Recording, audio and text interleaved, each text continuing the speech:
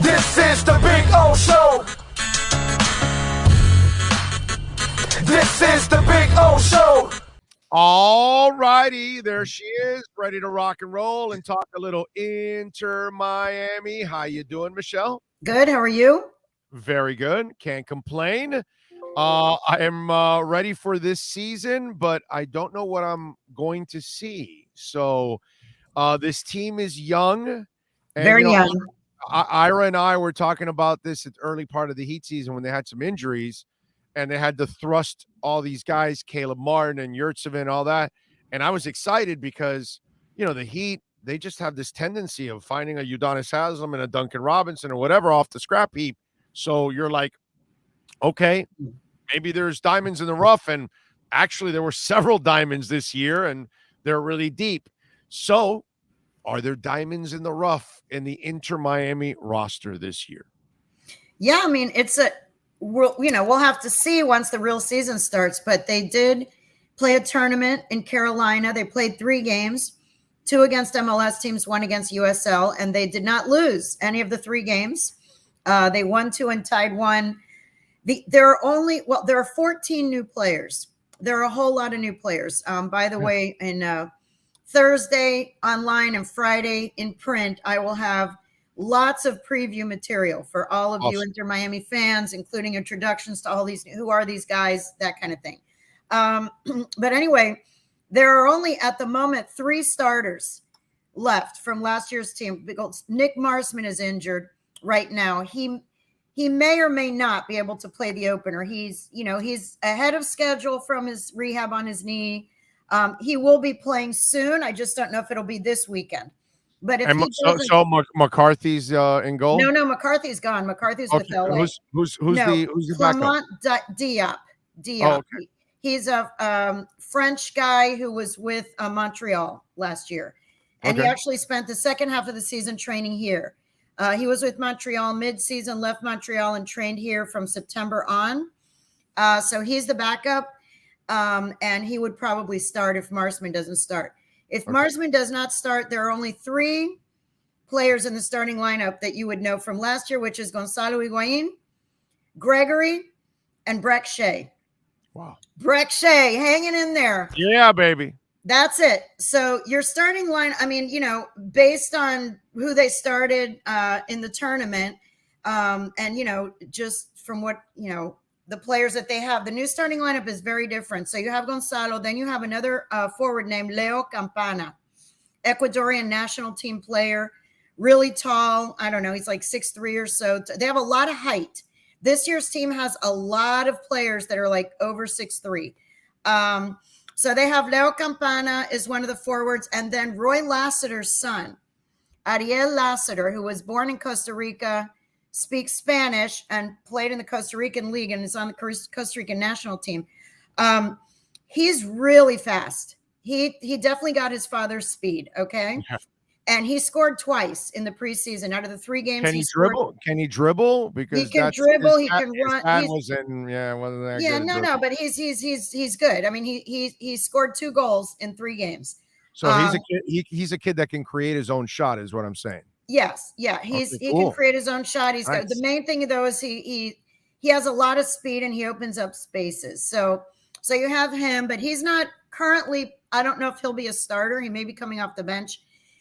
In the middle, you have Gregory, and then you have Jean Mota, Mota. He's from Brazil. Really good player. And he and Gregory know each other from before. They are like brothers. They have a really good linking going on there.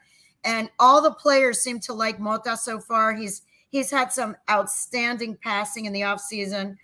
So you have Gregory, Mota, and then you have Mo Adams, who came from Atlanta. So those 3 in the middle there. Then you have Breck Shea, Damian Lowe, has become a big leader. He's on the Jamaica. He's the captain of the Jamaican national team. Okay. So you've got, on this team right now, there's Leo Campanas on the Ecuadorian national team. Damian Lowe is the captain of the Jamaican national team. You have Jairo Quinteros, who's on the Bolivian national team. DeAndre Yedlin, U.S. national team. Right. So they've got a lot of national team guys on this team. Anyway, so in the back line, you have Breck, you have Damian Lowe from the Jamaican national team, who's a real vocal leader and, international player, really mature, very good player. Everybody's been raving about him. Christopher McVeigh, who came from Sweden, also in the back, very tall. I think he's 6'4", 6'5", maybe. And then Jairo Quinteros, who's from Bolivia, young guy, and DeAndre Yedlin. So then you've got Lassiter that I mentioned to you. Robbie Robinson is injured. He's probably going to miss another 2 weeks or so. That seems to be a troubling trend. Robbie injured? Robbie injured? Yes. Robbie has a hip injury and has been out for a few weeks now and is probably going to be out a few more weeks. Victor Sharman Robertson is what we're going to call him from now on. Sharman Robertson. Yeah. Victor Ulloa got injured 2 games ago. He'll be back. He'll be back soon. Kieran Gibbs, another one who's been injury prone since he got here. And then one of the guys that they were very excited about very early on that got injured and is also expected back soon is a guy 20 years old, a midfielder named Bryce Duke, who came from LAFC. And he's really exciting. He's small. He's not one of the big guys. He's this big. In this sport, that doesn't matter. It doesn't matter. He's exciting. He's exciting. And then they played with a couple of teenagers from the Fort Lauderdale team. One of them, Harvey Neville, son of Phil Neville. Mm-hmm. He's sort of a kind of what they call an attacking fullback type on the right side, maybe to back up Yedlin if he makes the main team. He's waiting on a green card. He's 19. And then there's a kid, remember the name, Noah Allen, 17 years old, from Pembroke Pines, local kid, Weston club player, 17, has been skyrocketing from the academy to the Fort Lauderdale team. And now in the preseason, he started the last 2 games for the senior team, and he played outstanding. He had an assist on Gonzalo Higuain's goal. So that kid is 17, and I would definitely be watching out for him. I mean, he's really young, but he's showing a lot of promise. So anyway, it's a very new team. It's a very young team. I'm just now starting to put names to faces after this whole camp because there's so many new guys. I almost wanted them to wear name tags, when they were walking around because I was like, oh, wait, that guy with the red boots, that one is so-and-so, and that one with the green boots.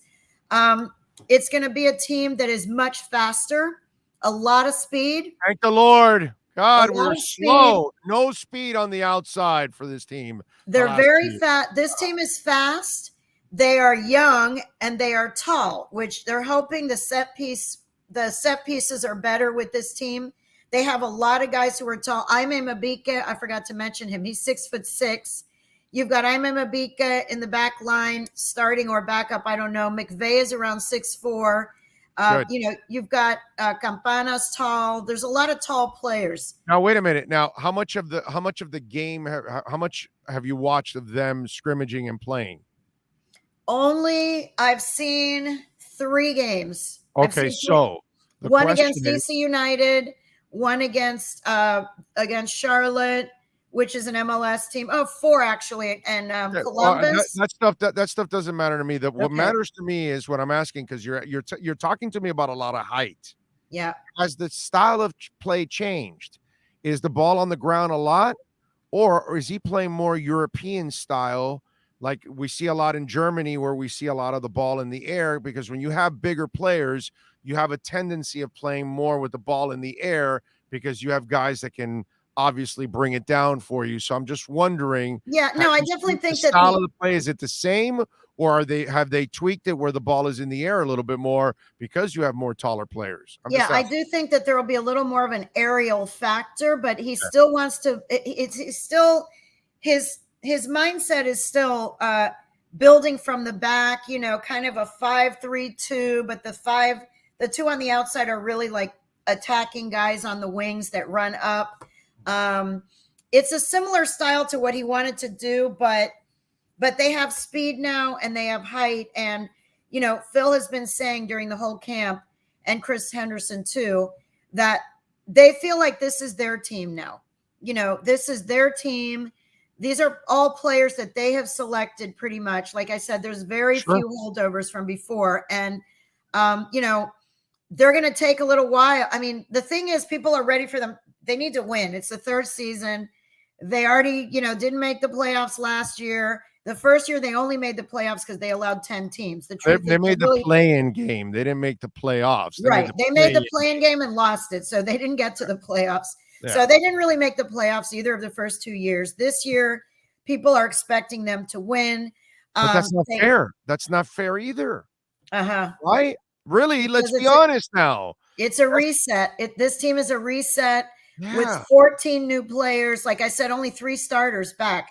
Well, with Marsman would be 4. So you're going to have 7. I'm looking at an expansion year, to be honest with you. That's the kind of thing I see here right now. I see an expansion team. When I see this much youth and not enough real established leaders, I kind of think, I mean, I'm not going to put that kind of pressure.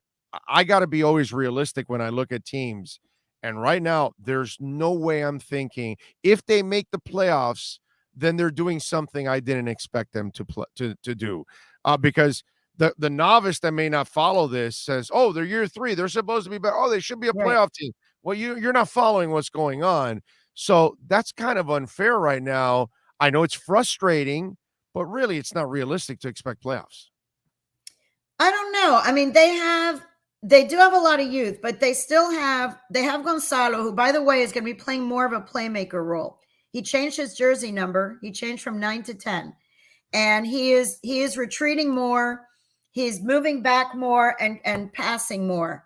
Moving back more than he was. So instead of midfield, he's going to be on the other box. Is that what you're telling me? He's going to be playing defense. He's going to let the fast guys. He's going to let the young Campanas and Lassiters and guys run up ahead of him, and he'll feed them the ball. When he can, he'll score. But you still have Gonzalo, who I wrote a story today. If you look online today. By the way, Michelle, he's playing the exact thing he did last year. Okay. That's what you described is exactly what he did last year. He's officially playing it. Right. Because last year we're going, isn't he supposed to be a 9? Isn't he supposed to be a front scorer? What the hell is he doing in the midfield? You know, it's like one of those things where we're like, okay, so he's now a 10. All right, there you go. Yeah, well, he's official, so he changed his number from 9 to 10. By the way, he was a great passer last year. Yes, and he had a great pass. I have a story in today's online today and in today's paper about his new role on and off the field. So on the field, he's going to be more of a playmaker, even more, I think, than he was last year. Off the field, he is engaging much more with the teammates and has taken a whole herd of young players under his wing. Last year, if you remember, he had his brother with him in the locker room, and he had 4 buddies from Argentina. He had González Pires, he had Figal, he had Pellegrini, and he had Carranza. There were 6 Argentines. There's 1. They've gone from 6 Argentines to 1 Argentine. So he has had to, find new people to talk to in the locker room, to be honest. And all of his friends were gone, and his brother, who he's very tight with. Oh, his brother's a coach. His brother's coaching now in the academy. Yeah, so he's around. But anyway, Gonzalo has really taken it upon himself to mentor the younger guys. And so you'll see these young players, and he's sitting there talking to them on the field, off the field. That's something that everybody has been talking about. And then as far as other leaders, I mean, Gregory is still there, and he's a leader. DeAndre Yedlin is a very good leader. He has a lot of experience. He played at Newcastle. He's played in England. He played in Turkey. He's played on the U.S. national team. He's played in the World Cup. So he's a guy who has a lot of experience, and he's also a good locker room leader. So you've got DeAndre Yedlin as a locker room leader. You've got Gregory. You've got Gonzalo. Let me ask you something, okay? Because we gotta wrap it up with this, but I gotta ask you this before we go. You mentioned that he takes on a new role, but the Higuain that I've watched is kind of a hothead. The Higuain that I've watched kind of complains a lot too. Shows his frustrations. Yeah. Yeah. And if this season, which I'm not expecting a great season, I'm expecting kind of a rough season here because there's a lot of youth and these guys have not played together. So all of a sudden we're expecting chemistry and success which is so unfair, I think, because you need so much to really put a team together. I don't know if he fills that role. From what I saw the first 2 years, you need a calm, cool, collective guy that rises above the pressures and is different in those kind of situations. I saw a guy that allowed frustrations get to him all the time. I don't know if that's the right person in that role. I get they may not have a choice, but I'm not sure about that role for him. That's all I'm saying. Yeah, well, he's not the captain. He doesn't have the captain's armband. The captain is Gregory. And I'm telling you that they're saying that Yedlin is the calming factor. Yedlin is very calm. He's very positive. He's a really chill. He's a very chill guy. He's very cool. By the way, Gregory did not end with a lot of leadership at the end of last year. Right. No, I know. He also got a lot of cards too. Okay. Yeah.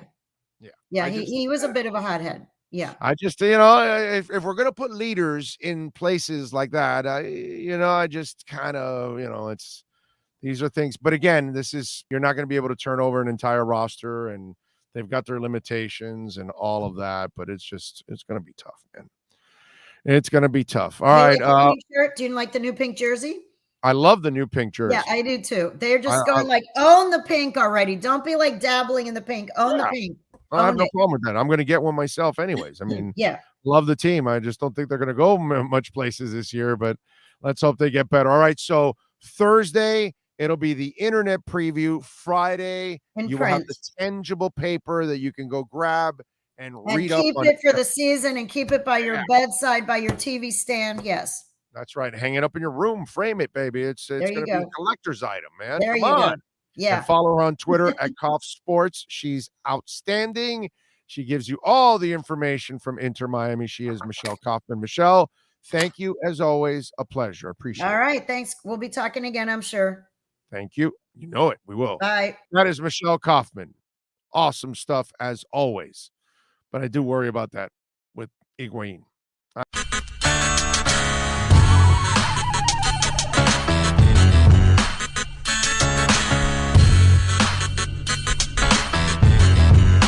This is the Big O Show. This is the Big O Show.